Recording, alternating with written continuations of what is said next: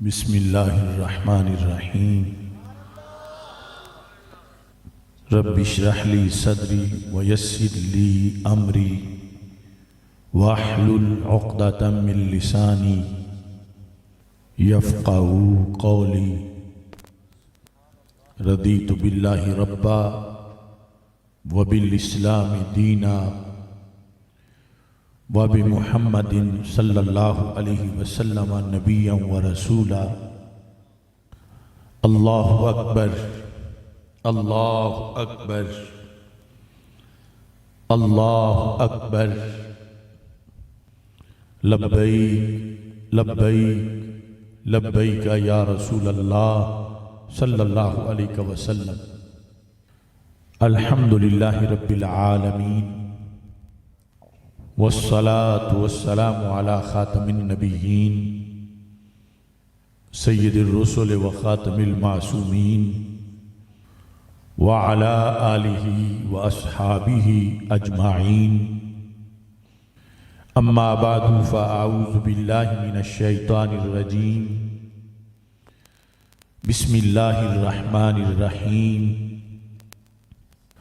وآخرین منہم لما یلحقوا بہم، صدق اللہ العظیم وصدق رسولہ النبی الکریم الامین۔ ان اللہ وملائکتہ یصلون علی النبی یا ایہا الذین آمنوا صلوا علیہ وسلموا تسلیما۔ الصلاۃ والسلام علیکہ یا سیدی یا رسول اللہ وعلی آلک واصحابک یا سیدی یا حبیب اللہ۔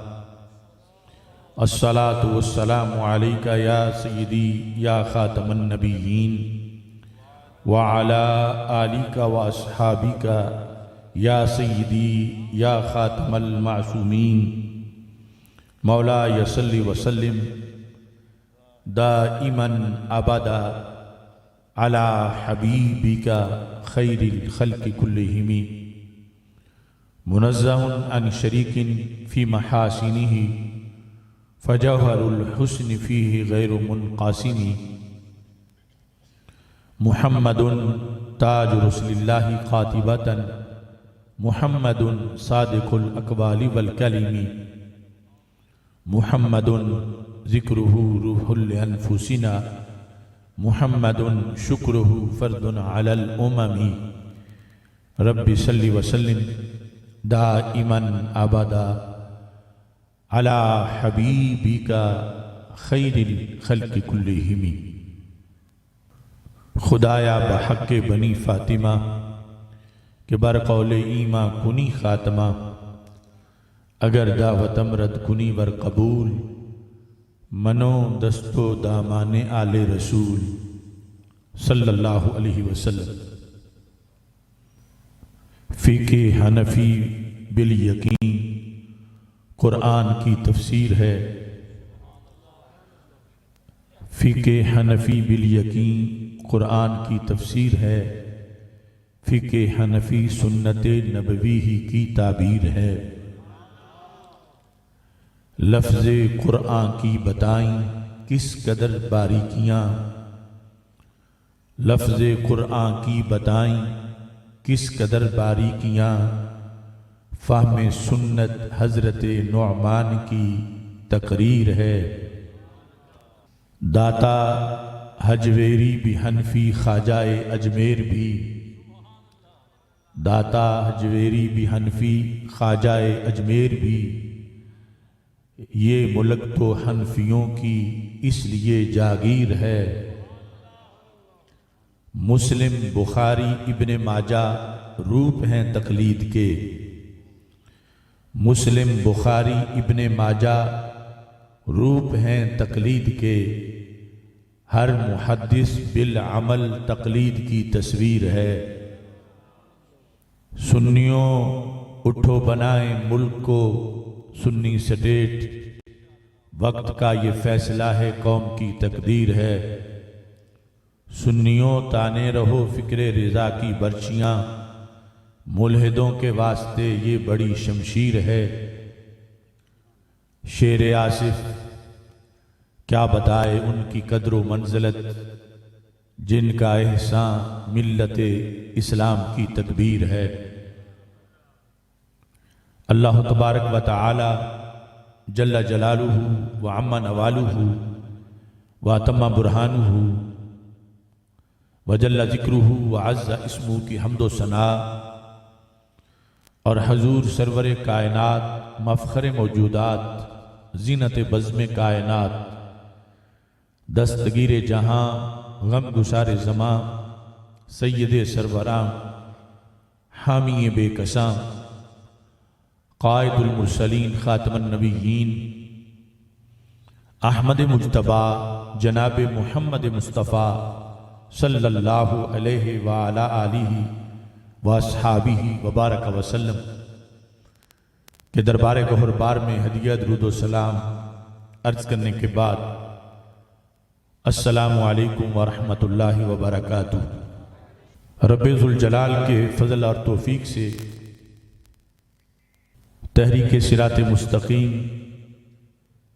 ضلع لاہور اور مجاہد اہل سنت حضرت مولانا محمد سرفراز احمد حامدی جلالی صاحب اور ان کے احباب کی کاوشوں سے آج کی عظیم الشان امام اعظم ابو حنیفہ رضی اللہ تعالی عنہ کانفرنس انعقاد پذیر ہے۔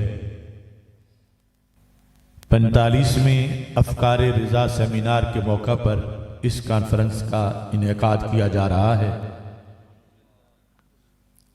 فخر السادات حضرت پیر سید محمد عبد الشکور شاہ صاحب زیدہ شرفہ، شیخ الحدیث حضرت علامہ محمد ارشاد احمد حقانی جلالی صاحب اور کثیر تعداد میں ائمہ و خطباء عوام اہل سنت رونق افروز ہیں۔ میری دعا ہے خالق کائنات جل جلالہ سب کی اس حاضری کو اپنے دربار میں قبول فرمائے۔ عقیدہ اہل سنت اور فقہ حنفی ان کی حقانیت کو جاننا ہم میں سے ہر ایک کے لیے ضروری ہے۔ ہمارے بہت سے موضوعات بڑے آسان ہوتے ہیں اور وجد و سرور اور سر اور اس سے متعلقات ان کے ذریعے ہم اپنے آپ کو محظوظ کرتے ہیں، لیکن جس پر ہماری 14 صدیوں سے بنیاد آ رہی ہے اس مسلک اہل سنت کے دلائل سامنے لانا اور انہیں یاد کرنا یا اس عقیدے کو اور اس کے فقہ حنفی کے احکام کو ثابت کرنا قرآن و سنت سے، اس کی یوں مثال ہے جس طرح دودھ کے اندر مکھن موجود ہوتا ہے مگر نظر نہیں آتا، اس کو اس قابل بنانا کہ وہ نظر آئے، اس کے لیے ایک لمبے مرحلے کی ضرورت پڑتی ہے، تب وہ دودھ سے مکھن برآمد ہوتا ہے اور نظر آتا ہے اور ثابت کیا جا سکتا ہے کہ اسی دودھ کے اندر یہ مکھن موجود تھا۔ آج چونکہ وہ لوگ جو امت کی فصل کی جڑی بوٹیاں ہیں، جن کا مکی مدنی پنیری سے کوئی تعلق نہیں ہے، پراپگنڈے کے زور پر وہ کنویں کو مینار اور مینار کو کنواں کہنے پر بضد ہیں، ایسے حالات میں ہمیں بھی اپنی نسل نو کا یہ ذہن بنانا چاہیے کہ اس پراپگنڈے کا جواب دینے کے لیے کچھ محنت کی ضرورت ہے۔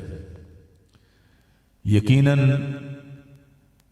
آسان تقریریں کرنے والوں کے لیے بھی آسان ہوتی ہیں اور سننے والوں کے لیے بھی آسان ہوتی ہیں اور اس پر واہ واہ بھی بہت ہوتی ہے، لیکن اگر وہ حقائق جو مکھن کی طرح دودھ کے اندر موجود ہیں ان کو اگر نہ لایا جائے سامنے اور سارے ہی دوسری پالیسی پہ لگ جائیں تو پھر یہ مسلک کے لیے بڑا نقصان دہ ہے۔ تو ہمیں اپنے مسلک کے دلائل اور وہ مشکل باتیں جن پر مسلک قائم ہے انہیں سننے اور انہیں یاد رکھنے یاد کرنے کی بھی عادت بنانی چاہیے، اور پھر اپنے دوستوں کے سامنے اس کو بیان کرنا چاہیے۔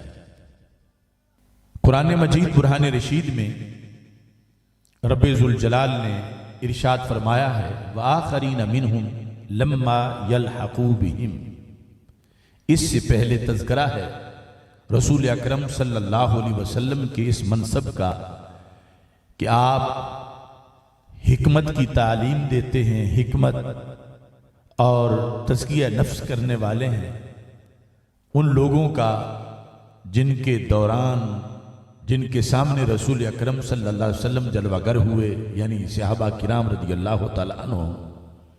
اس کے بعد وآخرین منہم لما یلحقوا بہم، کہ نبی اکرم نور مجسم شفیع معظم صلی اللہ علیہ وسلم صرف انہی کے سینے روشن کرنے والے نہیں جو اس وقت سامنے موجود تھے، بلکہ بعد میں آنے والے دوسرے جو ابھی تک نہیں آئے تھے سرکار ان کے سینوں کو بھی منور کرنے والے ہیں۔ چمک تو اس سے پاتے ہیں سب پانے والے، میرا دل بھی چمکا دے چمکانے والے۔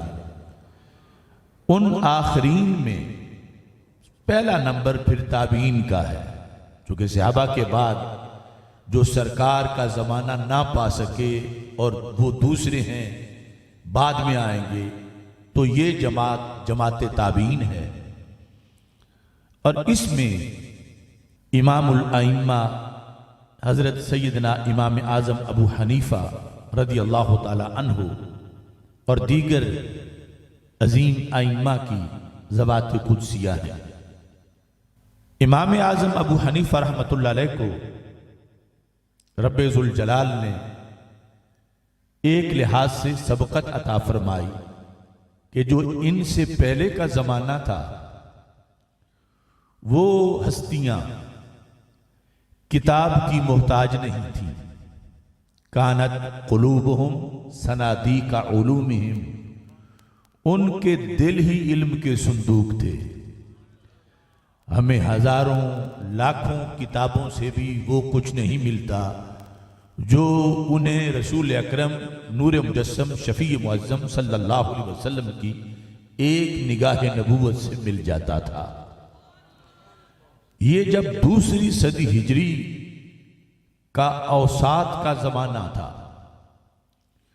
کیونکہ ہمارے آقا صلی اللہ علیہ وسلم نے علم پھیلایا اور شب و روز تازہ آسمان سے آنے والے علم کو صحابہ کے دلوں میں آباد کیا، اور پھر یہ بھی خبر دی کہ یہ علم اٹھ جائے گا، اور اٹھنے کے لحاظ سے فرمایا ان اللہ لا يقبض العلم انتزاعا ينتزعه من قلوب الرجال بل انما ينتزع بموت العلماء،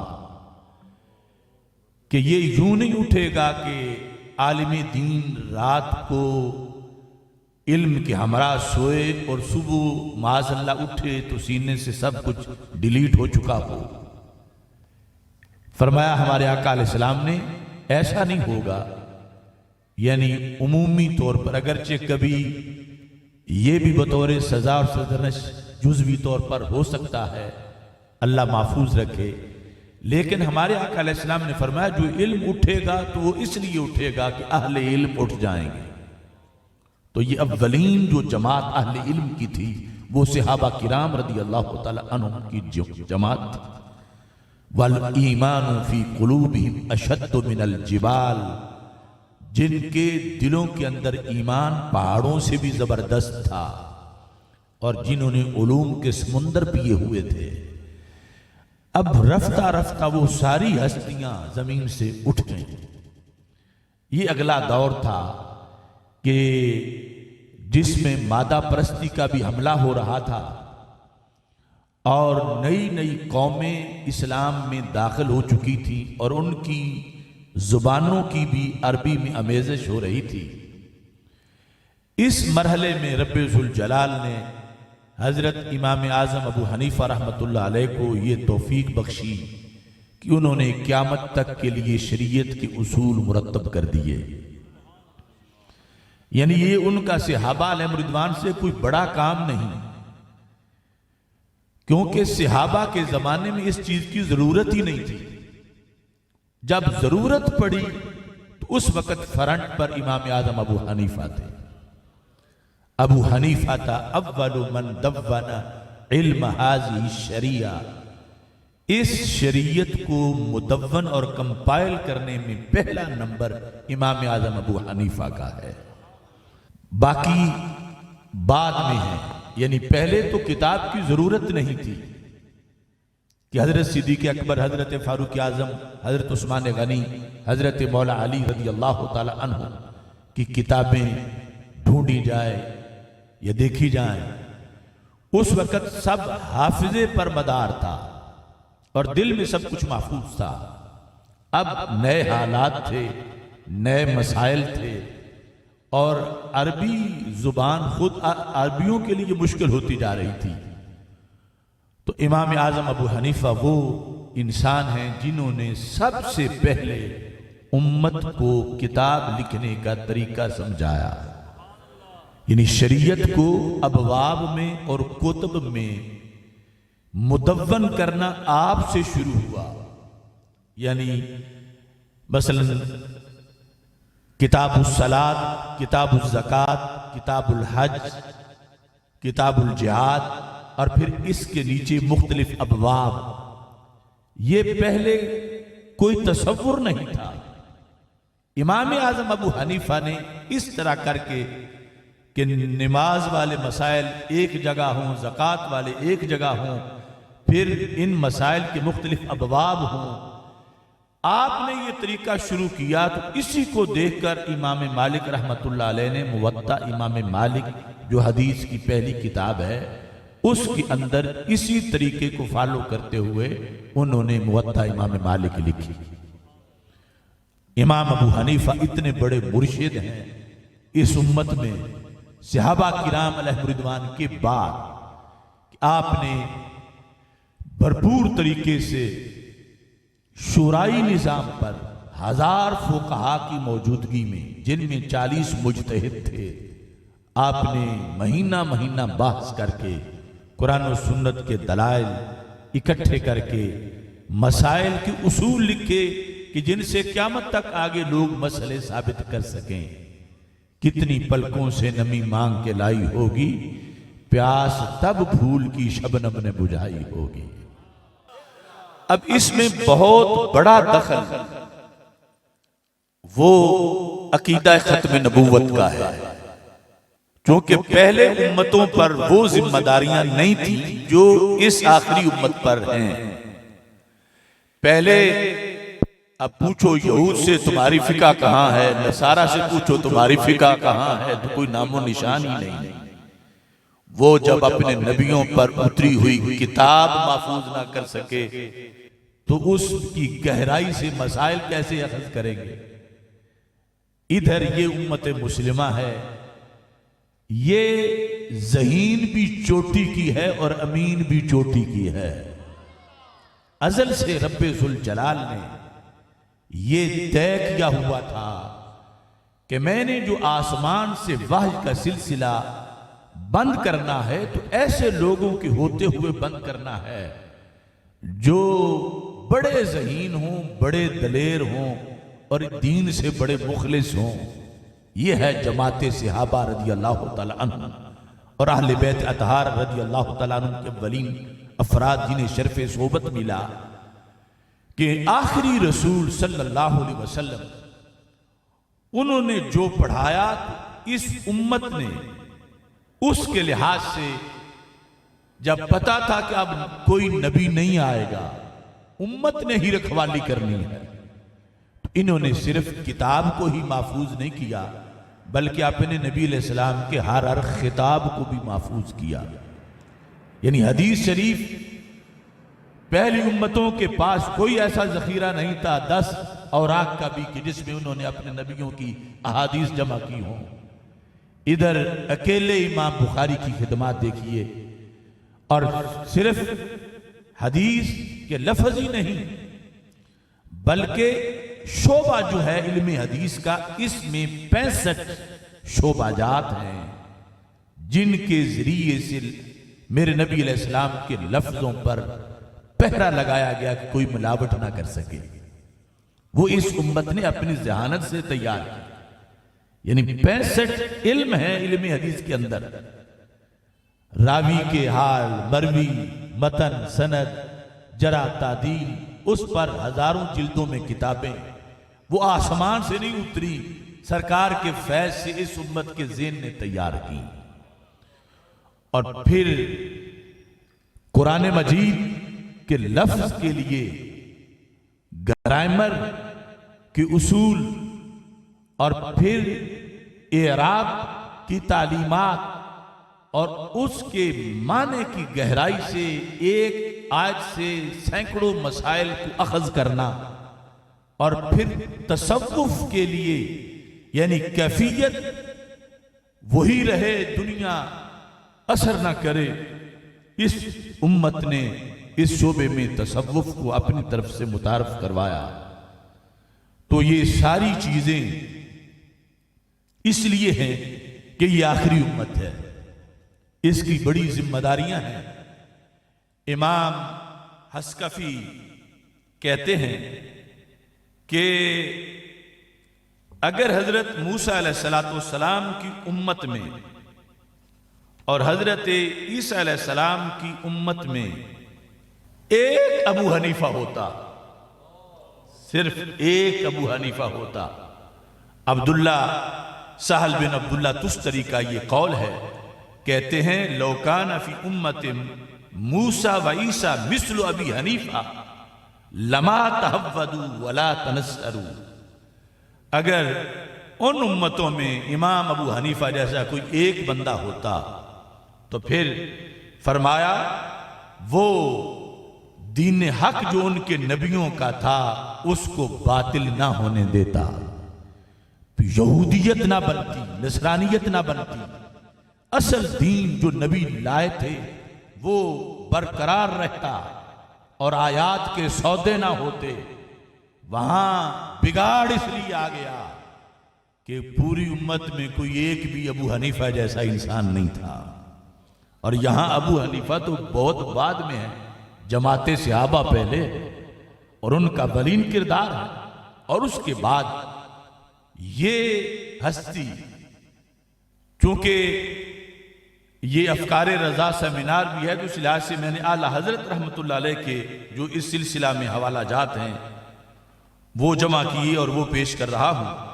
یہ فتاوی رضویہ شریف جلد نمبر 9 صفحہ نمبر 313، اس پر آپ نے اس حدیث کو لکھا جو امام احمد نے روایت کی ہے، اور ویسے وہ بخاری مسلم میں بھی ہے اور مختلف الفاظ کے ساتھ ہے۔ ہمارے آقا صلی اللہ علیہ وسلم نے ارشاد فرمایا لو کان العلم معلقا بالثریا لتناولہ قوم من ابناء فارس۔ توجہ کرنا، دوسری حدیث میں ہے لو کان الایمان معلقا بالثریا لتناولہ رجال من ابناء فارس، کہ اگر علم ثریا پہ چلا گیا یعنی زمین پر علم اٹھ گیا زمین سے، اور مسجد و منبر و محراب اور مدرسہ میں علم نہ رہا، اور علم اٹھ کے وہ جو کہکشاں ہے ستاروں کی وہاں چلا گیا، تو میرے آقا علیہ السلام فرماتے ہیں میری امت کے اندر جو فارس کے بیٹے ہیں وہاں سے علم اتار کے نیچے لا کر امت کے سینوں میں آباد کر دیں گے۔ اگرچہ عرب کی بڑی فضیلت ہے لیکن یہ عجم کو جزوی طور پر فضیلت بخشی گئی. فرمایا یہ اتنی کوشش کریں گے جو حجۃ الوداع کے موقع پر رسول اکرم صلی اللہ علیہ وسلم نے فرمایا تھا کہ جو سن رہے ہو آگے پہنچانا، ہو سکتا ہے جن تک پہنچاؤ وہ اس سے وہ کچھ نکالیں کہ جو قیامت تک کے لیے کافی ہو. تو فرمایا علم اگر ثریا تک وہاں ہو، وہاں سے بھی ابنائے فارس اس کو نیچے لا کر امت کے سینوں میں آباد کریں گے. اس سلسلہ کے اندر فتاوی شامی میں ہے کہ نبی اکرم نور مجسم شفیع معظم صلی اللہ علیہ وسلم آپ کا جو یہ فرمان ہے اس کے واحد مصداق امام اعظم ابو حنیفہ ہے. چونکہ ہمارے آقا صلی اللہ علیہ وسلم آخری نبی ہیں تو آپ نے قیامت تک اپنی امت کا بندوبست کیا کہ اور کوئی نبی نہیں آئے گا، میری امت کے اندر سے ہی ایسی قوتیں اٹھیں گی جو اندھیروں کو دیس نکالا دیں گی اور مسائل کو حل کریں گی. فتاوی شامی کے اندر باقاعدہ سوال کر کے پھر اس کا جواب دیا گیا کہ ابنائے فارس جو فارسی و نسل ہیں، اجمی ہیں، ان میں سب سے بڑی شخصیت حضرت سلمان فارسی رضی اللہ تعالیٰ عنہ کی ہے. تو پھر یہ حدیث شاید ان کے بارے میں ہو. تو امام شامی کہتے ہیں وَأَمَّا سلمان الفارسی رضی اللہ تعالیٰ عنہ فَهُوَ وَإِن كَانَ أَفْضَلَ مِنْ أَبِي حنیفہ من حیث الصحبہ. حضرت سلمان فارسی بالیقین افضل ہیں امام اعظم ابو حنیفہ سے. افضل ہیں چونکہ امام ابو حنیفہ صحابی نہیں اور حضرت سلمان فارسی رضی اللہ تعالیٰ عنہ صحابی ہیں، اور غیر صحابی کبھی بھی صحابی سے افضل نہیں ہو سکتا. لیکن کہتے ہیں کبھی ایسا ہو سکتا ہے افضل کے مقابلے میں جو ہوتا ہے اس کو مفضول کہتے ہیں، کہ کوئی جزوی چیز مفضول میں ہو جو کہ افضل میں نہ ہو، ایسا ہو سکتا ہے.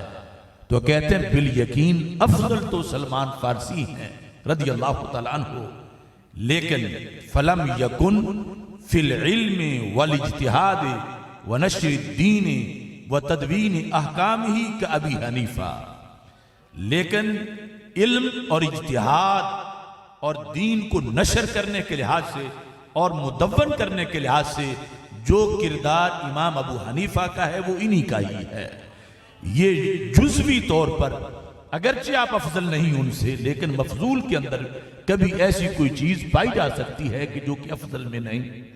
تو اس دین کی خدمت کے لحاظ سے فقہ حنفی فقہ اسلامی تیار کرنے کے لحاظ سے جو 5 لاکھ مسائل قرآن و سنت سے امام ابو حنیفہ رحمۃ اللہ علیہ نے تیار کیے، اس لیے کہتے ہیں کہ آپ ہی اس حدیث کا مصداق ہیں جو رسول اکرم نور مجسم شفیع معظم صلی اللہ علیہ وسلم نے فرمایا کہ علم ثریا کے ساتھ بھی لٹک گیا تو پھر بھی ایسی ہستی موجود ہے جو وہاں سے اتار کی امت کے سینوں میں اس علم کو آباد کر دے گی. اس سلسلہ میں یہ بات بھی بڑی قابل غور ہے کہ اصل خود رسول اکرم نور مجسم شفیع معظم صلی اللہ علیہ وسلم نے یہ شعبہ قائم کیا کیونکہ پتا تھا کہ آگے وحی نازل نہیں ہوگی اور مسائل روز نئے نئے پیدا ہوں گے، کرنٹ ایشوز ہوں گے،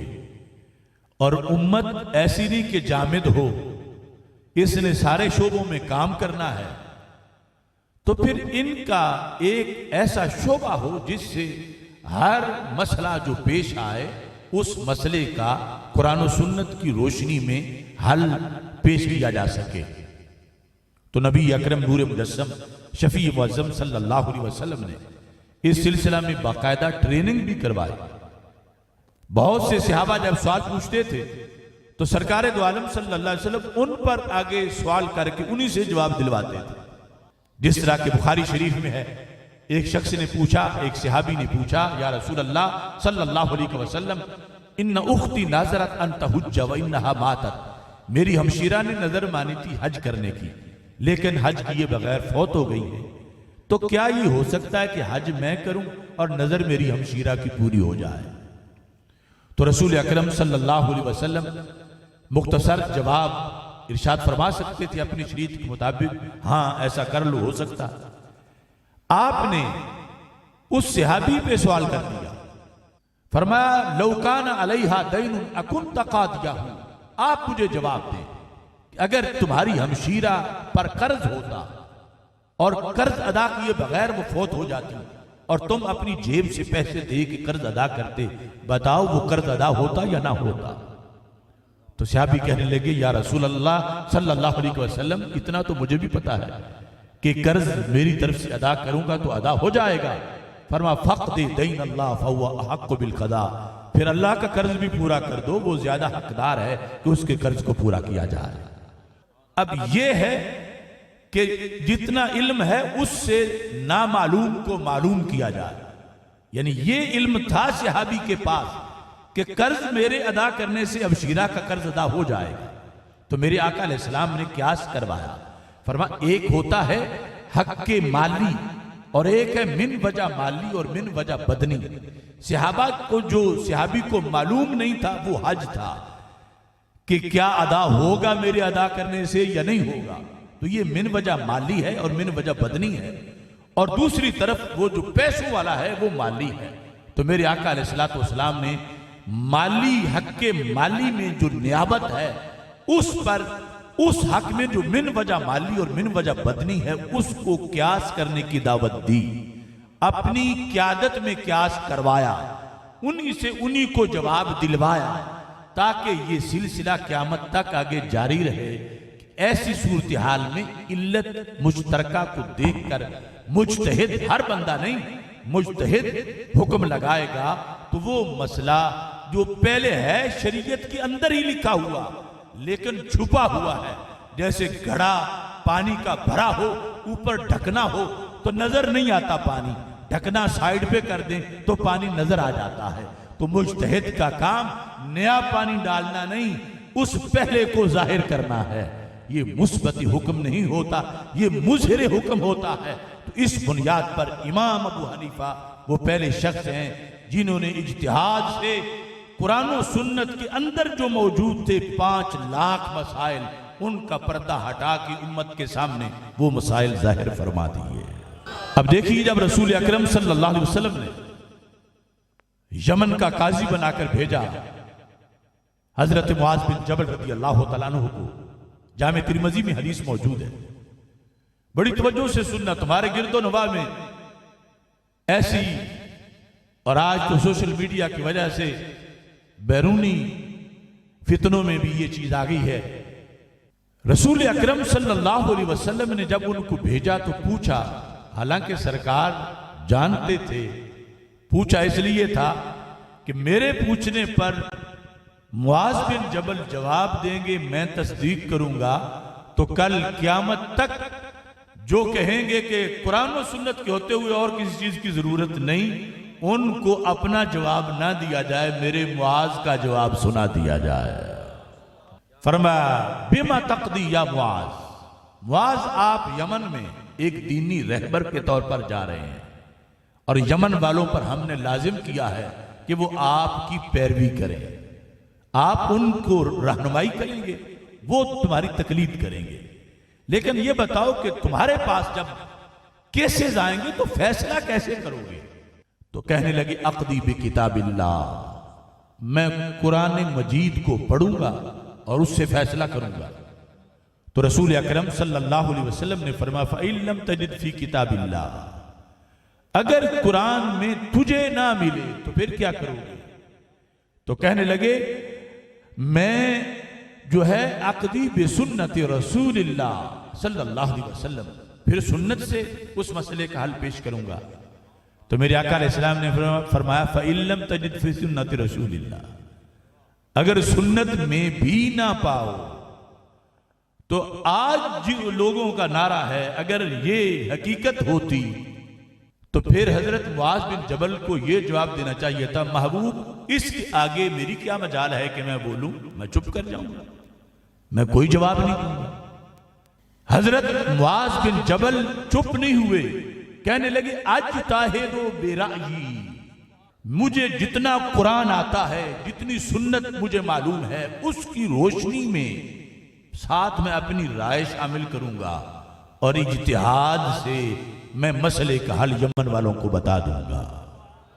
اب یہ موقع تھا کہ میرے آقا علیہ السلام دوسرے دھڑے کے لوگوں والی بات اگر صحیح ہوتی تو فرماتے معاذ یہ بات نہ کرو، دین اللہ کا ہے اور اللہ کے رسول علیہ السلام کا ہے، تم نہ اللہ ہو نہ اللہ کے رسول ہو، ابھی سارا قرآن اترا نہیں، تم میرے ساتھ رابطہ کرنا، ہو سکتا ہے جو تجھے آتا ہے اس میں تو نہ ہو، جو بعد میں اترے اس میں وہ مسئلہ ہو، اور خود صاحب شریعت سنت والا میں موجود ہوں، جو تجھے معلوم ہے اس میں وہ نہ ہو، مجھ سے رابطہ کرنا۔ لیکن سرکار نے یہ نہیں فرمایا الحمدللہ الذی وفق رسول اللہ بما یرضی بہ رسول اللہ صلی اللہ علیہ وسلم، فرمایا ساری تعریفیں اس خدا کی ہیں جس نے میرے گورنر کو وہ بات کہنے کی توفیق دی ہے جسے سن کے رب کا رسول خوش ہو گیا ہے۔ یہ ہے آغاز، ابھی تو وحی اتر رہی تھی، اب تو کوئی اور ذریعہ ہی نہیں اجتہاد اور استنباط کے علاوہ۔ جب وحی اتر رہی تھی سرکار فرما سکتے تھے جلدی نہ کرو، بعد میں کر لینا اس طرح اجتہاد، اب تو میں خود موجود ہوں۔ لیکن شریعت میں یہ ثابت ہوا کہ اللہ کے رسول صلی اللہ علیہ وسلم تاجدار ختم نبوت ابھی ظاہری آیات میں زندہ تھے، تقلید کا جھنڈا پھر بھی لہرا رہا تھا کہ حضرت معاذ بن جبل پر لازم تھا بیان کرو، اور یمن والوں پر لازم تھا کہ عمل کرو۔ صرف بیان کرنا مقصد نہیں تھا، ان پر عمل، اس پر بیان کردہ پر عمل بھی کروانے کا حکم باقاعدہ یمن والوں کو دیا گیا۔ اس بنیاد پر نبی آخر الزمان تاجدار ختم نبوت صلی اللہ علیہ وسلم نے قیامت تک کے لیے یہ رستہ بنایا کہ کس طرح میری شریعت کافی ہے، وافی ہے، کسی اور دروازے پہ جانے کی ضرورت نہیں، اس میں کلیات ہیں اور مسائل ہیں، علت مشترکہ کی بنیاد پر آگے ان کا جواب دیا جائے گا، ورنہ ایک صدی کے مسائل کے لیے 1000 پاروں کا قرآن ہونا چاہیے تھا، 2 صدیوں کے لیے کئی ہزار پاروں پر مشتمل ہونا چاہیے تھا۔ یہ اللہ کے رسول علیہ السلام کا اللہ کی طرف سے دیا ہوا وہ طریقہ ہے کہ جس کے مطابق امت کے سینے قرآن کو جذب کرتے ہیں، جس طرح ظاہری بارش میں زمینیں جذب کرتی ہیں پانی کو، اور مالٹے، انگور اور خربوز اور تربوز کے جوس کی شکل میں بنا کے دے دیتی ہیں، ایسے ہی مجتہد کا سینہ ہے۔ عام بندہ تو وہ سمجھتا ہے ایک آیت میں ایک ہی مسئلہ ہے، لیکن جو زرخیز سینہ ہے وہ اس کو جذب کرے۔ امام ابو حنیفہ ہوں تو 5 لاکھ مسائل اخذ کرتے ہیں، وہ اعلی حضرت فاضل بریلوی ہوں تو فتاوی رضویہ جیسی سوغات امت کو تیار کر کے عطا کر دیتے ہیں۔ اس واسطے اس کا ایک باقاعدہ شجرہ نسب ہے۔ فقہ کیا ہے؟ زارعہ عبداللہ بن مسعود، چونکہ یہ کوفہ میں تھے، اور کوفہ یعنی عراق جو ہے وہ عقل العرب ہے، وہاں سے سارے علوم کے چشمے جاری ہوئے بعد از حجاز۔ تو میرے آقا علیہ السلام نے فرمایا کنیف مولع علما، عبداللہ بن مسعود تو علم کا بھرا ہوا گھر ہے، تو زرعہ عبداللہ بن مسعود، یہ فصل کاشت کس نے کی؟ فقہ کی عبداللہ بن مسعود رضی اللہ تعالیٰ عنہ نے۔ پھر کاشت کرنا کافی نہیں، آگے پانی بھی دینا ہوتا ہے، گوڈی بھی کرنی ہوتی ہے۔ وَسَقَاهُ عَلْقَمَةُ، تو اس کو فصل کو پانی لگایا حضرت علقمہ رضی اللہ تعالیٰ عنہ نے۔ وَحَسَدَهُ ابراہیم النخعی، جب فصل تیار ہو جائے تو پھر کاٹنی بھی ہوتی ہے، اگر کاٹی نہ جائے پکی ہوئی تو وہ تباہ ہو جاتی ہے۔ تو اس فقہ کی پکی ہوئی فصل کو کاٹا ہے حضرت ابراہیم نخعی نے، اور پھر کاٹنے کے بعد گانے کا عمل ہے۔ اب تو تھریشر ہیں، پہلے پھلے سے وہ گاتے تھے، تو داسہو حماد، اس کٹی ہوئی فصل کے خوشوں سے دانے نکالے ہیں حضرت حماد نے۔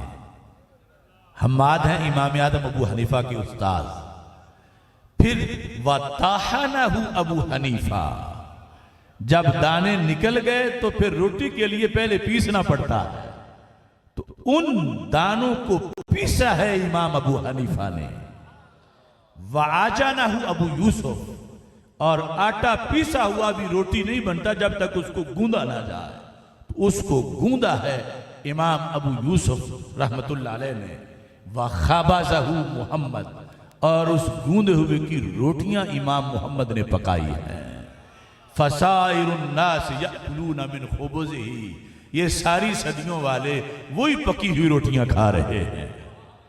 یعنی آج جن لوگوں کا دعویٰ یہ ہے کہ ہم فقہ نہیں مانتے، ہم صرف قرآن و سنت مانتے ہیں، ان کے فتاویٰ پڑھو تو پتہ چلتا ہے کہ گزارا ان کا بھی نہیں روٹیوں پر ہے۔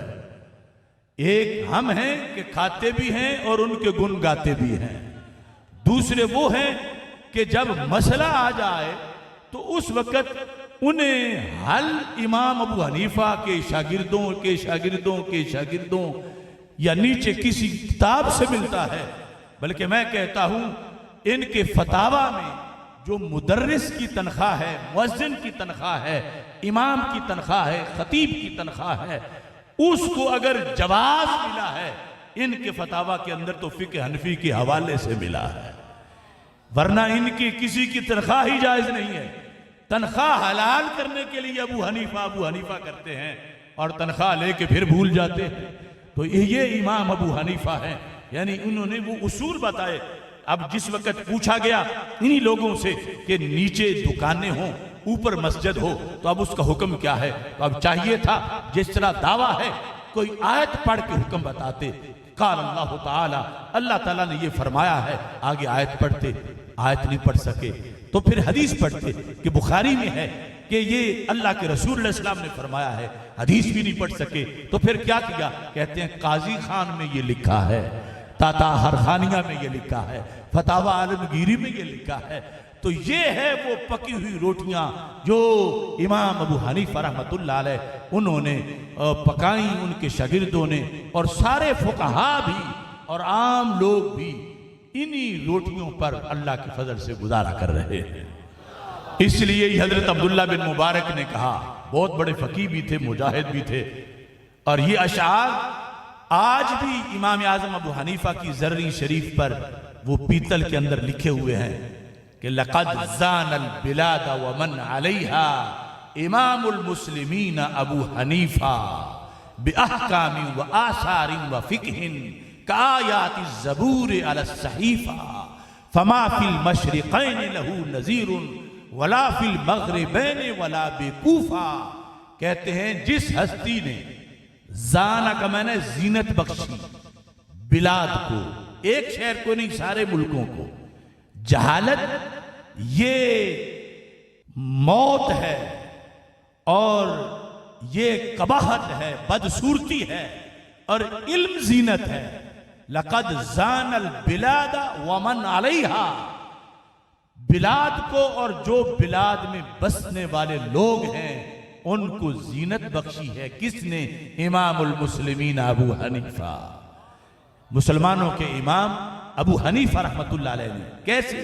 بے احکام و آثار و فقہ کآیات الزبور علی الصحیفہ، جس طرح کے زبور کی آیات لکھی ہوں رجسٹر پر، صحیفہ پر، انہوں نے احکام، آثار، قرآن و سنت سے اس طرح مسائل اخذ کر کے لوگوں کو ان کی پیش کیے ہیں۔ صحابہ کے بعد فما فی المشرقین لہ نظیر ولا فی المغربین ولا بکوفہ، کہنے لگے نہ مشرق میں ان جیسا کوئی ہے نہ مغرب میں ان جیسا کوئی ہے اور خود کوفہ میں بھی ان جیسا کوئی نہیں۔ یہ وہ خدمات جلیلہ ہیں جن کی وجہ سے اسلام خلفائے راشدین کے بعد جب بھی عملی شکل میں کسی خطے پہ نافذ ہوا تو وہ فقہ حنفی کی شکل میں نافذ ہوا، اور اس پر عالم اسلام کی اکثریت آج بھی نماز کا طریقہ، روزے کا، حج کا، زکوٰۃ اور یہ مسائل جس کو اکثریت مسلمانوں کی جس کی امام کی تقلید کرتی ہے وہ امام اعظم ابو حنیفہ رحمۃ اللہ علیہ ہے۔ اس سلسلہ کے اندر اعلی حضرت فاضل بریلوی رحمۃ اللہ علیہ نے فتاوی رضویہ شریف جلد نمبر 22 میں 303 صفحہ پر یہ بات لکھی ہے کہ امام اعظم ابو حنیفہ رحمۃ اللہ علیہ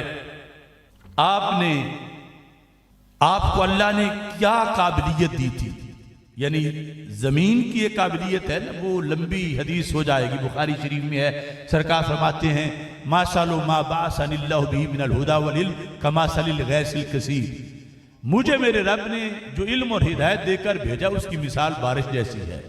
بارش وہ جو موسلا دھار برسے، اور بارش وہ جو ہر چپے پہ برسے پوری کائنات۔ پھر سوال تھا کہ ہر جگہ بہار کیوں نہیں؟ تو میرے محبوب علیہ السلام نے فرمایا یہ ڈیپینڈ کرتا ہے زمین پر، زمین کیسی ہے۔ فرمایا پہلے نمبر کی زمین ہے میرا زمین، قابلۃ الماء فانبتت الکلى والعشب الکثیر، وہ پانی کو جذب کرتی ہے اور جیسا تھا ویسا نہیں رہنے دیتی، انگور کھجور خربوز تربوز کے جوس میں بدل دیتی ہے۔ یہ نیا نہیں آیا، یہ وہی اترا ہوا آسمان کا تھا۔ فاخرجنا بھی من کل ثمرات، اللہ فرماتا ہے جو آسمان سے اترتا ہے اسی سے ہم ہر پھل بناتے ہیں، جڑی بوٹیاں بنتی ہیں، بیماروں کا علاج ہوتا ہے۔ تو میرے آقا علیہ السلام نے یہ کوئی میرا زمین مقصد نہیں تھا، اصل میں ظاہری بارش نہیں تھی، مقصد سمجھانے کا یہ تھا کہ مجھ پر جو وحی اتری اور میرا جو علم ہے اس کے لحاظ سے امت کے سینوں کی 3 قسمیں ہیں۔ پہلی قسم وہ ہے جو اجتہاد کا درجہ رکھنے والا سینہ ہے، وہ قرآن و سنت کو جذب کر کے لاکھوں مسائل تیار کر کے قوم کو عطا کر دیتے ہیں۔ اب یہ خربوز یا انگور کے لحاظ سے کبھی کسی نے کہا کہ یہ ملاوٹ کر دیا زمین نے، کہ پانی جو بارش میں تھا وہ اور تھا، یہ ملاوٹ ہو گئی ہے، یا یہ بدعت ہے، یا کسی نے بدعت کہہ کے یہ کیلا مالٹا کھانا چھوڑ دیا ہو، تو جب وہ ظاہری جو مقصد نہیں سمجھانے کے لیے ہے وہ بدعت نہیں، تو جو اس سے حقیقت سامنے آئے وہ کیسے بدعت ہے؟ اصل وہی قرآن و سنت کا نور ہے جو فقہ میں تفصیل کے ساتھ ہر مسئلے کے لحاظ سے اور ہر بیماری کا جس طرح جڑی بوٹیوں کے اندر علاج زمین پانی کے اسی کو بدل کے بوٹیوں میں ڈال دیتی ہے، ایسی فقہ کا سینہ امت کے لیے مسائل کو حل کر کے عطا کر دیتا ہے۔ اب دیکھیے امام اعظم کے سینے کا جذب کرنا اور مسائل تیار کرنا، مختلف حوالہ جات اس کے موجود ہیں۔ اعلی حضرت فاضل بریلوی رحمۃ اللہ علیہ نے فتاوی رضویہ شریف میں الخیرات الحسان سے اس کو لکھا کہ امام اعمش، توجہ کریں یہ موضوعات روز روز نہیں ملتے لیکن ضرورت ان کی ہر دن میں ہوتی ہے۔ جو فتنے والے ہیں ان کے سامنے دودھ سے مکھن بنانے کے لیے کچھ کوشش کرنی پڑتی ہے۔ تو امام اعمش تابعی تھے، بہت سے صحابہ کے شاگرد تھے۔ امام اعظم ابو حنیفہ رحمۃ اللہ علیہ ان کے پاس پڑھنے چلے گئے اور تقریباً داخلہ لینے کے بعد 100 دن گزر چکا تھا کہ امام اعمش کے پاس ایک سائل آیا، اس نے امام اعمش سے فقہ کے سوالات کیے، امام اعمش جواب نہ دے پائے اور امام ابو حنیفہ نے جواب دے دیے، جو بحیثیت سٹوڈنٹ کے کلاس میں بیٹھے ہوئے تھے۔ اب یہ بڑا فرق ہے، ایک ہے محدث ہونا، ایک ہے فقیہ ہونا۔ ہم امام بخاری کی عظمتوں کو بھی سلام کرتے ہیں لیکن ان کا فیلڈ اور تھا، اگرچہ فقاہت بھی ضمنت تھی لیکن اصل جو فقاہت کا فیلڈ ہے اس کے لحاظ سے اب امام اعمش جب جواب نہ دے پائے اور شاگرد نے جواب دے دیے تو امام اعمش نے کہا من این لک یا ابا حنیفہ تھا، ابو حنیفہ یہ آپ کو کہاں سے جواب آ گیا؟ میں استاد ہوں، مجھے پتہ نہیں چلا۔ تو آپ نے فرمایا میرے ہیں ہزاروں استاد، کتنی پلکوں سے نمی مانگ کے لائی ہوگی، پیاس تب پھول کی شبنم نے بجھائی ہوگی۔ میں نے دور دراز سفر کر کے ایک ایک حدیث اکٹھی کی ہے، لیکن یہ جواب من الاحادیث التی انت حدثتنیھا میں نے ان احادیث سے دیا ہے جو میں نے آپ سے پڑھی ہیں۔ امام احمد حیران رہ گئے، مجھ سے پڑھ کے مجھے ہی جواب دے رہے ہیں، مجھے نہیں آیا، ان کو کیسے آ گیا؟ تو اس کے بعد امام صاحب نے جو حدیثیں 100 دن میں پڑھی تھی وہ ساری زبانی سنا دی۔ امام احمد کہنے لگے حسبک ما حدثتک بہ فی مئات یوم تحدثنی بہ فی ساعۃ واحدہ۔ ابو حنیفہ آپ بس کر جاؤ، چپ کرو، میں نے تمہیں 100 دن میں پڑھایا، تم نے 1 گھنٹے میں مجھے سب کچھ سنایا۔ اور معلوم تو انکا تعمل بہذی الحدیث، مجھے یہ پتہ ہی نہیں تھا کہ تم حدیث میں تدبر کتنا کرتے ہو، میں تو یہ سمجھتا تھا کہ تم صرف سنتے ہو اور باقی طالب علم لکھتے ہیں، تم لکھتے بھی نہیں ہو، تو مجھے یہ تو معلوم ہی نہیں تھا کہ تمہیں زبانی یاد بھی ہیں اور پھر ان میں تم اتنا غور و فکر بھی کرتے ہو کہ انہی احادیث سے جو مجھ سے تم نے پڑھی ہیں مجھے جواب نہیں آیا، آپ کو جواب آیا چونکہ آپ فقیہ ہیں۔ اس موقع پر پھر انہوں نے یہ تاریخی جملہ بولا، آپ بھی دھیان سے سنیں۔ امام احمد نے اپنے شاگرد کو کہا یا معشر الفقہاء انتم الاطباء ونحن السیادلہ، اے فقہاء کی جماعت کیا شان ہے تمہاری، ہم جو محدث ہیں ہم ہیں پنساری، ہم پنساری ہیں اور تم ماہر طبیب ہو۔ پنساری ڈھیر لگا کے اپنی دکان میں بیٹھا ہے جڑی بوٹیوں کا، مگر یہ پتہ نہیں کہ یہ کتنی بیماریوں کا ان جڑی بوٹیوں میں علاج ہے، مکس کیسے کرنی ہے، معجون کیسے بنانی ہے، پھر بیماری کی علامات کیا ہیں، پھر پرہیز کیا ہے۔ کہا ہم حدیث پڑھا پڑھا کے سارا زندگی گزر گئی، لیکن ہم ہیں پنساری کی طرح، ذخیرہ ہمارے پاس ہے، لیکن فقیہ لوگو تم ہو ماہر طبیب، تمہیں پتا ہے کہ اس سے علاج کس طرح دوائی تیار ہوتی ہے۔ اور کہنے لگے وَأَنْتَ أَيُّهَا الرَّجُلُ أَخَذْتَ بِكِلَى الطَّرْفَيْنِ، ابو حنیفہ تم دونوں طرف ہی ماہر ہو، تمہارے پاس حدیث کا سٹور بھی ہے اور تمہارے پاس فقہ کی قوت بھی تمہیں رب نے عطا فرمائی ہے۔ اب اس میں توجہ کیجئے، یعنی آج امت میں ہلچل کیوں ہے، پریشانی کیوں ہے؟ وجہ یہ ہے کہ جو سٹور کیپر ہے، میڈیکل سٹور والے، انہوں نے MBBS کی سیٹ پہ قبضہ کر لیا ہے۔ MBBS ہے نہیں، لیکن کہتے ہم نسخہ لکھیں گے۔ میڈیکل سٹور پر یہ ہے غیر مقلد اور یہ ہے غیر مقلدیت، یہ ہے موت کے سوداگر، یعنی ایمانی زندگی کی موت کے سوداگر۔ فقاہت ہے نہیں اور صرف چھوٹا موٹا سٹور ہے اور اس پہ بیٹھ کے فتویٰ اور وہ دینا چاہتے ہیں جو ابو حنیفہ کی شان ہے، جو اتنے بڑے امام کا مرتبہ اور مقام ہے۔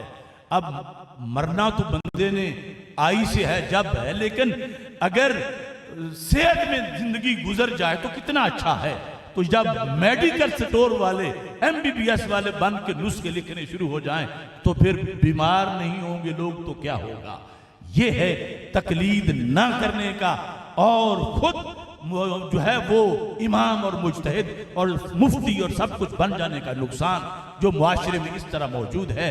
یہاں تو بڑے بڑے محدث انہوں نے یہ تسلیم کیا کہ ہم محض پنساری ہیں، اے فقہا اللہ نے تم کو طبیب بنایا ہے۔ اور اسی مقام پر اعلی حضرت فاضل بریلوی رحمۃ اللہ علیہ لکھتے ہیں کہ ایک اور امام ہے جن کا نام ہے عامر شابی، انہوں نے 500 صحابہ کرام رضی اللہ تعالی عنہم سے پڑھا تھا۔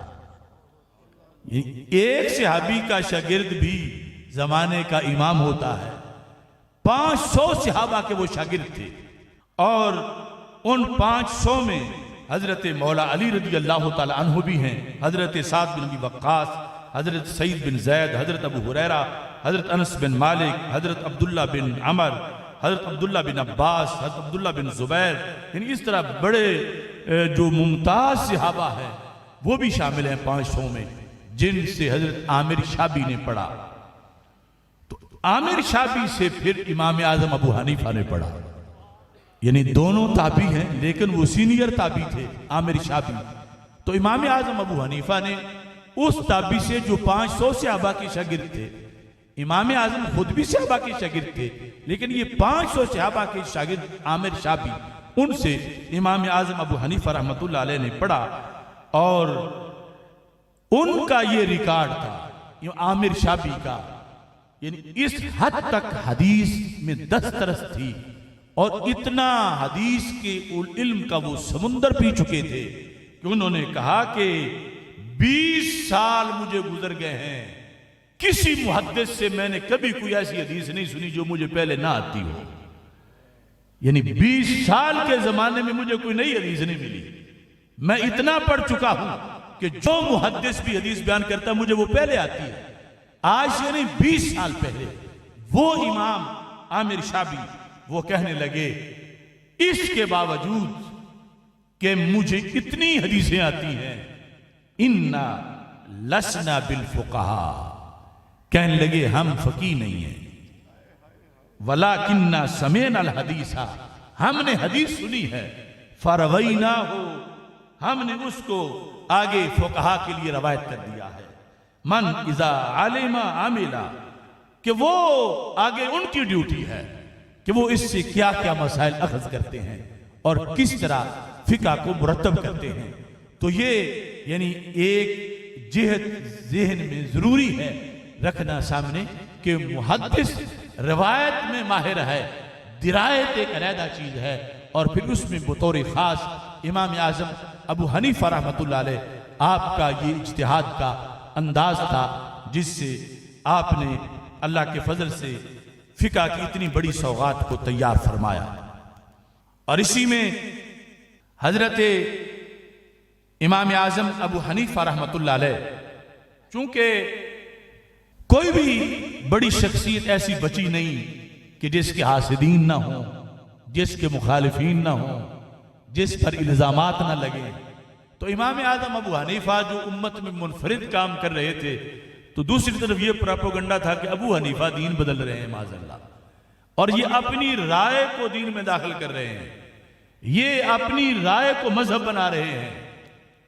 تو امام اعظم ابو حنیفہ ایک دن تشریف فرما تھے، اعلی حضرت فاضل بریلوی رحمۃ اللہ علیہ المیزان الکبریٰ سے یہ روایت کرتے ہیں کہ ابو موطی کہتے ہیں یقول کنت یوما عند الامام ابی حنیفہ فی جامع الکوفہ، کہ ایک دن میں امام ابو حنیفہ رحمۃ اللہ علیہ کے پاس جامع کوفہ میں بیٹھا ہوا تھا، فداخل علیہ، تو علماء اس زمانے کے کبار علماء کا وفد اچانک آ گیا۔ ان میں کون کون تھے؟ سفیان الثوری، مقاتل، اور خصوصی طور پر امام جعفر الصادق رضی اللہ تعالیٰ عنہ وغیرہم من الفقہاء۔ تو یہ سارے حضرات انہوں نے امام اعظم ابو حنیفہ رحمۃ اللہ علیہ سے مکالمہ کیا۔ فَكَلَّمُوا الْإِمَامَ أَبَا حَنِيفَةَ وَقَالُوا قَدْ بَلَغَنَا أَنَّكَ تُكْثِرُ مِنَ الْقِيَاسِ فِي الدِّينِ، کہ ہم تک یہ شکایت پہنچی ہے، ہم چونکہ علماء ہیں اور پھر امام جعفر صادق رضی اللہ تعالیٰ عنہ خصوصی طور پر کہ ہم دین کے وارث ہیں، دین کے محافظ ہیں، اور ہمیں یہ شکایت پہنچی ہے کہ آپ اپنی رائے اور اس سوچ کی بنیاد پر کوئی مذہب بنا رہے ہیں، اس لیے ہم آپ کے پاس آئے ہیں کہ آپ سے تبادلہ خیال کریں کہ آپ کیا کر رہے ہیں۔ تو امام اعظم ابو حنیفہ رحمۃ اللہ علیہ نے فناظرہم الامام، امام صاحب نے ان سے مناظرہ کیا۔ کتنی دیر؟ من بکرہ نہار الجمعۃ الی الزوال، جمعے کے دن صبح سے لے کر زوال کے وقت تک، وَعَرَضَ عَلَيْهِمْ مَذْهَبَهُ، اور ان کے سامنے اپنا مذہب پیش کیا۔ دوسری جگہ امام باقر رضی اللہ تعالیٰ عنہ کے ساتھ وہ مکالمہ ہے جس میں آپ نے ان پر سوالات کیے، فرمایا یہ مذہب ہے، قیاس تو میرے پاس اور بھی تھا لیکن تمہارے نانا جی کے دین نے اجازت نہیں دی، میں نے قیاس کو روک دیا ہے اور فتویٰ وہی دیا ہے جو تمہارے نانا جی کا فرمان ہے۔ وہ تفصیلی بحث ہے جس میں آپ نے ان سے پوچھا کہ امام باقر آپ یہ بتاؤ کہ منی زیادہ پلید ہے یا پیشاب زیادہ پلید ہے؟ تو انہوں نے کہا پیشاب زیادہ پلید ہے، چونکہ منی کے تو پاک ہونے کا بھی فتویٰ ہے امام شافعی رحمۃ اللہ علیہ کا، اور یہ دلیل ہے کہ اس سے بڑی بڑی مقدس ہستیاں پیدا ہوتی ہیں۔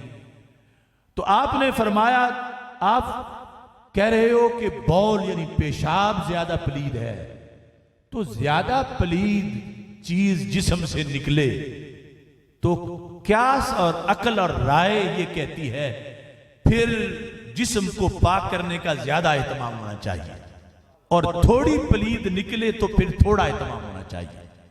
تھوڑا اہتمام کیا ہے؟ صرف وضو۔ زیادہ اہتمام کیا ہے؟ غسل۔ تو کہا اگر میں قیاس پہ عمل کرتا ہوتا تو میں یہ فتویٰ دیتا کہ جو پیشاب کرے اس پہ غسل فرض ہو چکا ہے، اور جس کی مخصوص شرائط سے منی ٹپک کے نکلی وہ صرف وضو کرے تو نماز پڑھ لے۔ کہتے ہیں میں نے آج تک یہ فتویٰ نہیں دیا، حالانکہ قیاس بڑا تیز تھا، اس واسطے کہ میں نے حدیث کے مقابلے کے لیے قیاس نہیں رکھا، حدیث کی تشریح کے لیے قیاس رکھا ہے۔ میں نے حدیث پر عمل کرتے ہوئے فتویٰ وہی دیا کہ منی کے خروج کی بنیاد پہ غسل لازم آئے گا، اور پیشاب کے نکلنے سے صرف وضو سے ہی کام مکمل ہو جائے گا اور نماز پڑھی جائے گی۔ اس طرح کے مختلف مسائل ان پر پیش کر کے ان پہ دلیل دے کے سمجھایا تو امام باقر اٹھ کے کھڑے ہو گئے۔ امام ابو حنیفہ کا ماتھا چوما اور کہا تم دین بدل نہیں رہے، میرے نانا کے دین کی حفاظت کر رہے ہو۔ اچھا، اب یہاں پر جو امام جعفر صادق رضی اللہ تعالیٰ عنہ کے ساتھ وفد آیا تھا، یہاں جب امام صاحب نے ان کو اپنا طریقہ کار بتایا تو فرمایا انی اقدم العمل بالکتاب۔ توجہ کرنا، آپ بھی جب یہی اعتراض آج بھی کئی بگوڑے کرتے ہیں تو امام صاحب نے کہا میں سب سے پہلے قرآن پہ عمل کرتا ہوں، یعنی مسئلے کا حل قرآن سے ڈھونڈتا ہوں، چونکہ قرآن میں ہر جزی کا علیحدہ نام لے کے ذکر نہیں، کلیات کا ذکر ہے۔ مثال بڑی آسان ہے کہ اگر یہ ثابت کرنا پڑ جائے کہ ایک بندہ جس کا نام خالد ہے اس پہ نماز فرض ہے، تو غیر مقلدوں کے مطابق وہ تقاضا کرے مفتی صاحب مجھے قرآن سے دکھاؤ کہ مجھ پہ نماز فرض ہے، تو مفتی صاحب غیر مقلد مفتی صاحب ایک بندے پہ نماز کی فرضیت ثابت نہیں کر سکتے، خاص ساری عمر گزر جائے، کیونکہ یہ کہتا ہے میرا نام ہو لکھا ہوا کہ خالد تجھ پہ نماز پڑھو۔ مفتی صاحب کہتے ہیں اقیم الصلاۃ، اللہ نے فرمایا نماز پڑھو، وہ کہتا تو اللہ نے مطلقاً فرمایا ہے، میں اپنی بات کر رہا ہوں۔ یہ طرز آج اپنائی ہے ان لوگوں نے جو ناقابل عمل ہے اور ناقابل بیان ہے، اور جس پر انہیں خود ایک بندے پر حدیث نماز فرض نہیں ثابت کر سکتے، پورا دین کیسے ثابت کریں گے؟ جب وہ جھگڑا کر بیٹھے میرا نام فیض ہے وہ دکھاؤ میں پھر پڑھوں گا، تو اگر اس پہ نماز ثابت کرنی ہے تو پھر ہمارا طریقہ ماننا پڑے گا۔ وہ کیسے کہا جائے گا تو مومن ہے اور ہر مومن پہ نماز فرض ہے لہذا تجھ پہ بھی فرض ہے۔ اب جو فقہا کا طریقہ ہم یہ جس طرح فقاہت میں ہے تو یہ کہتے تم اپنی طرف سے پچر لگا رہے ہو، تو میں کہتا ہوں پچر لگائے بغیر اپنے کسی ایک نمازی پر نماز تو فرض کرو، جسے تم پچر کہہ رہے ہو۔ یہ شرعی طریقہ ہے جو صحابہ کو سرکار نے سکھایا کہ تو مومن ہے، انکا مومن وکل مومن تاجب او فرضت علیہ الصلاۃ، تو مومن ہے اور ہر مومن پر نماز فرض ہے لہذا تجھ پہ بھی فرض، ورنہ کروڑ پارے ہوتے نماز کے لحاظ سے، ہر صدی والے کہتے ہم تب پڑھیں گے ہمارا نام پہلے قرآن میں دکھاؤ کہ ہم پہ فرض ہے. پھر روزے والے کہتے روزہ تب رکھیں گے نماز ہمارا نام دکھاؤ کہ ہم پہ فرض ہے. وہ تو مطلقاً مومنوں کی بات ہے، میری تو بات نہیں. یعنی جو انہوں نے ہمارے خلاف قوم کا ذہن بنایا ہوا ہے کہ جزی ہر چیز دلیل ان سے پوچھو، قرآن میں کہاں لکھا ہے، حدیث میں کہاں لکھا ہے، اس کے مطابق تو دین کی کوئی چیز بھی تم ثابت نہیں کر پاؤ گے. جو فرائض ہیں بڑے دین کے، اور طریقہ وہ قیامت تک چلے گا جس پر کل بھی ہم تھے اور آج بھی اللہ کے فضل سے ہم. تو امام اعظم ابو حنیفہ رحمۃ اللہ علیہ نے کہا انی اقدم العمل بالکتاب، ترتیب ہے میرے نزدیک، سب سے پہلے میں قرآن پہ عمل کرتا ہوں، ثم بالسنہ، اور اس کے بعد میں سنت پہ عمل کرتا ہوں، اور سنت کے بعد بھی میں اپنی رائے کو آنے کی اجازت نہیں دیتا. جبکہ پراپوگنڈا کیا ہے کہ یہ حدیث پر اپنی رائے مقدم کر رہے ہیں، یہ آیت پر اپنی رائے مقدم کر رہے ہیں.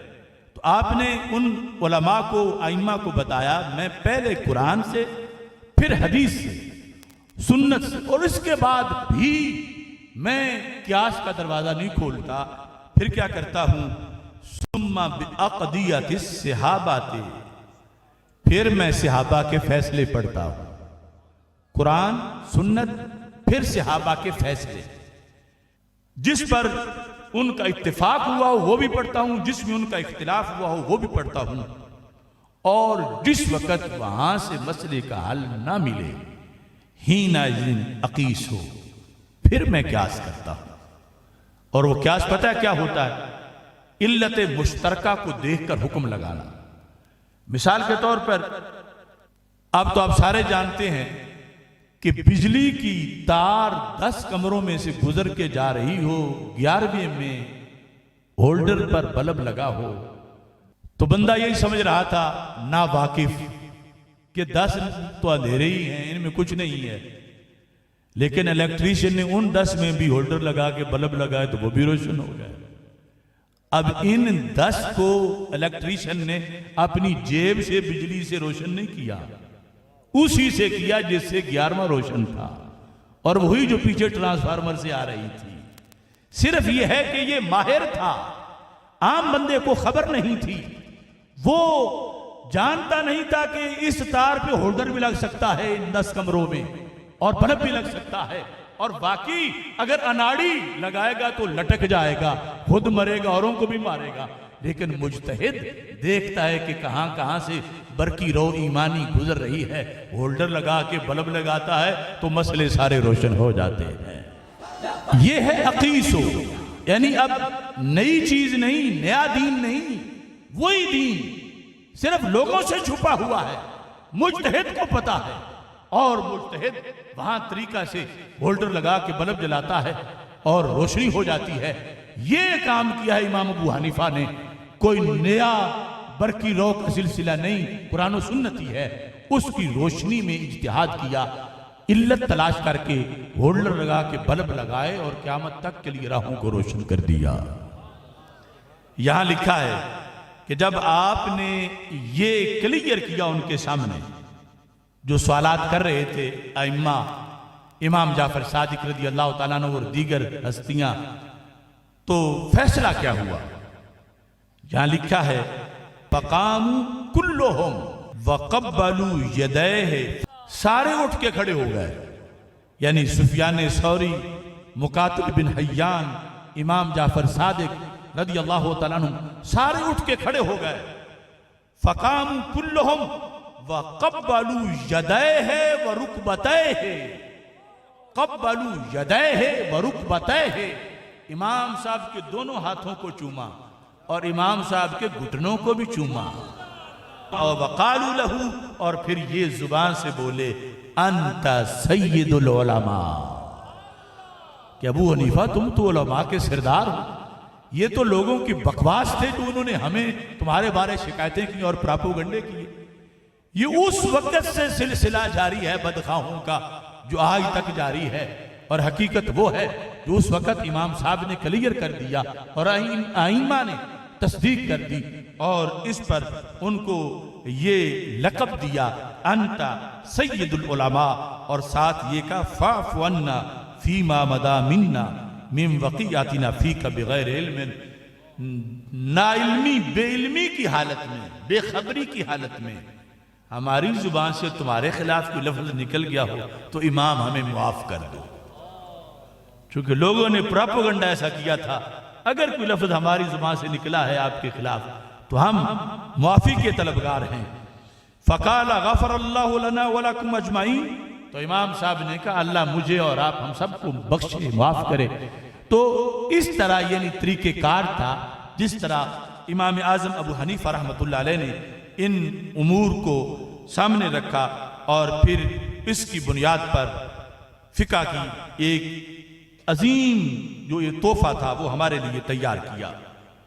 اس کے اندر امام اعظم ابو حنیفہ رحمۃ اللہ علیہ نے اس چیز کو بھی بیان کیا فتاوی رضویہ جلد نمبر 10 میں، جو امامت ہے امام اعظم ابو حنیفہ رحمۃ اللہ علیہ کی 199 صفحے پر یہاں موجود ہے کہ امام اعظم کا قد کتنا اونچا ہے، اور ہم اہل سنت یعنی امام بخاری کی عقیدت بھی اتنی رکھتے ہیں، ان کی عظمتیں بیان کرتے ہیں، ان کی شان میں ختم بخاری اور جلسے اور اہتمام کرتے ہیں، لیکن جو ترتیب ہے اس کو دیکھا جائے تو اعلی حضرت رحمت اللہ علیہ لکھتے ہیں امام الائمہ، امام عالم، یعنی امام اعظم کا دوسرا لقب ہے امام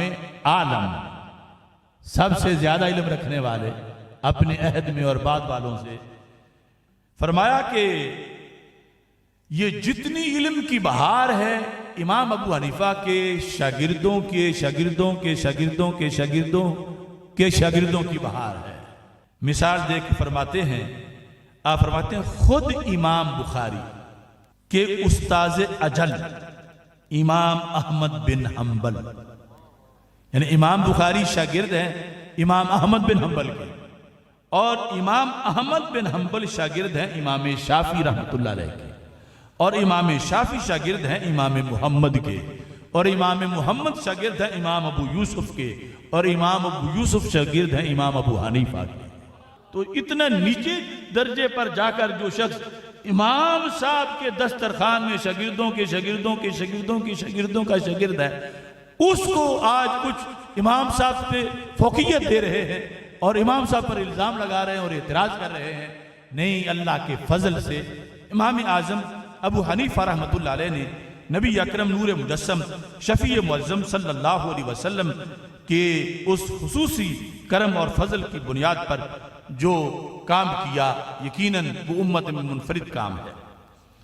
اب تھوڑا سا اس میں جس طرح کہ میں نے حدیث معاذ بن جبل کے اندر تقلید کا ذکر کیا تو اس کی تھوڑی سی وضاحت فتاوی رضویہ شریف جلد نمبر 29 کے اندر یہ موجود ہے، 392 صفحے پر فتاوی رضویہ شریف میں تقلید کے لحاظ سے یہ حقیقت سامنے رکھنی چاہیے، تقلید فرض قطعی ہے، صرف جائز ہی نہیں۔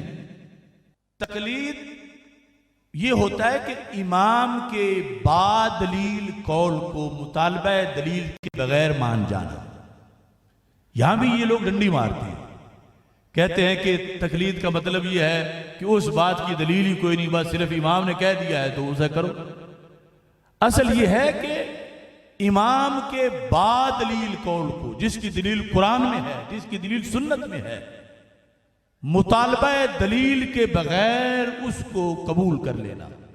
توجہ کریں، مثال کے طور پر ایک بندہ حج کرنے گیا ہے، اب اگر وہ حج کے طریقے کی دلیلیں ڈھونڈنا شروع کرے تو اتنے میں حج کے دن تو گزر جائیں، تو وہ حج کر کیسے سکے گا؟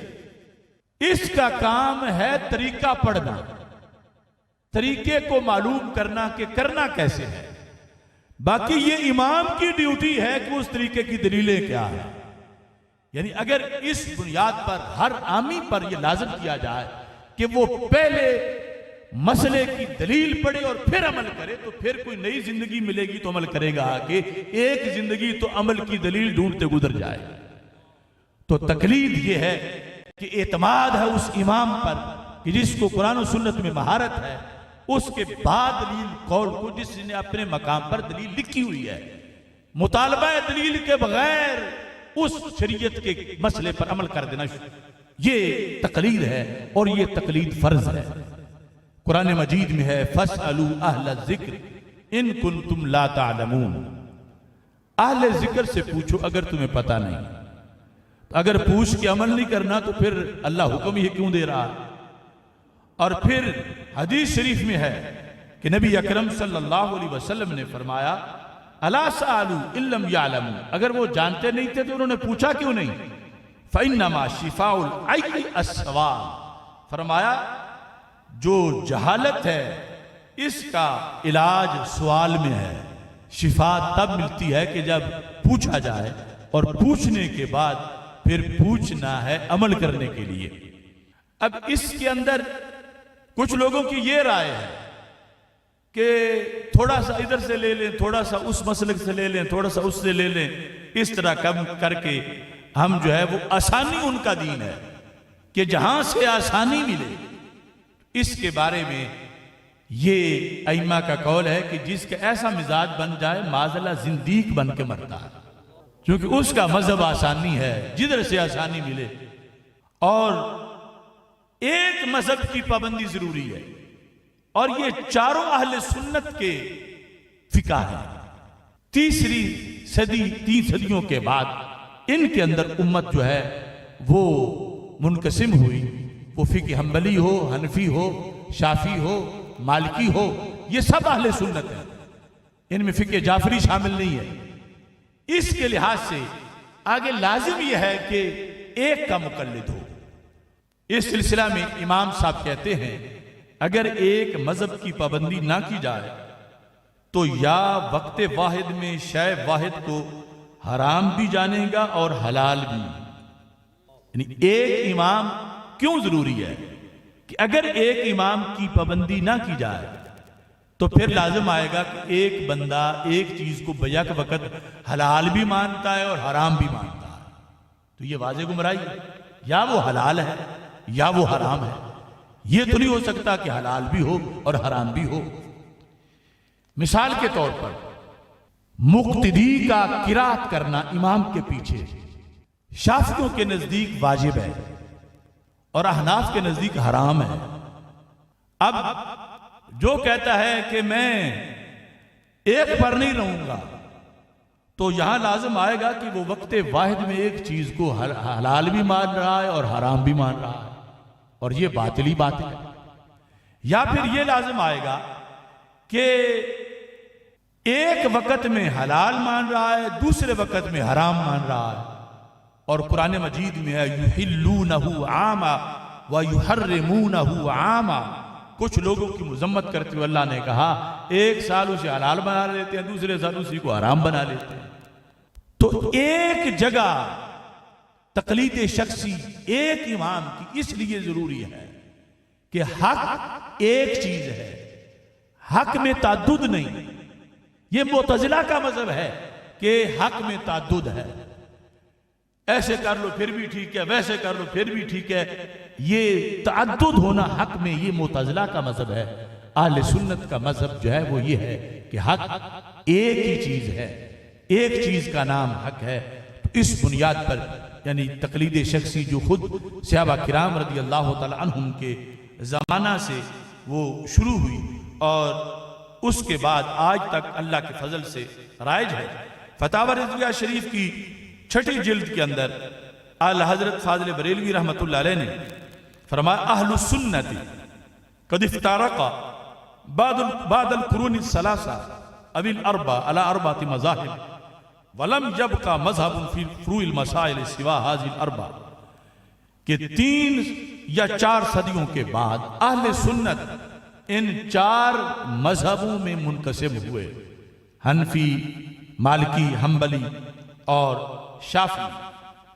فرماتے ہیں من جعل الحق کا متعددا، جس نے حق کو متعدد مان لیا، مثال کے طور پر رفع یدین کرنا بھی حق ہے، نہ کرنا بھی حق ہے، یہ ہے حق متعدد ماننا۔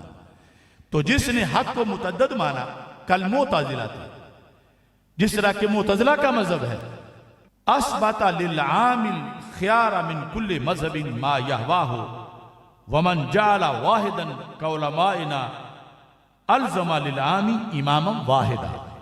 فرما چونکہ ہمارے مذہب میں اللہ کے ہاں حق ایک چیز ہے، دونوں چیزیں حق نہیں ہیں کہ سیاہ بھی حق ہو سفید بھی حق ہو۔ اس وقت کوئی کہے دن ہے، دوسرا کہے رات ہے، تو کہ دونوں ہی حق ہیں، ایسا نہیں ہو سکتا۔ حق ایک چیز ہے، اور ایک چیز کا برحق ہونا یہ لازم کرتا ہے کہ پھر ایک ہی امام کی اقتداء کی جائے اور اس کی تقلید کی جائے۔ تو یہ ایک سبق تھا حقیقت میں علماء کا، لیکن ایمان کے لحاظ سے ہر مسلمان کے لیے ضروری ہے، تو اسے بعد میں بھی سنیں اور اس کو آگے پھیلائیں۔ یہ ایک بنیادی موضوع تھا۔ اللہ تعالی ہماری اس کاوش کو، آپ سب کی کاوش کو اپنے دربار میں قبول فرمائے۔ وآخر دعوایا ان الحمد للہ رب العالمین۔